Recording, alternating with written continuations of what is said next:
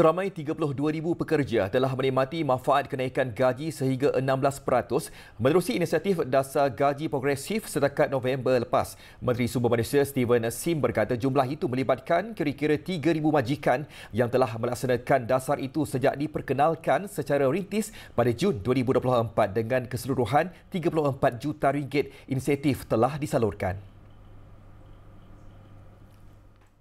Semua pekerja ini telah mendapat kenaikan gaji. Pekerja tersebut juga perlu memenuhi syarat minimum latihan 21 jam setahun ataupun melalui pengiktirafan pencapaian terdahulu sebagai salah satu syarat melayakkan pembayaran insentif.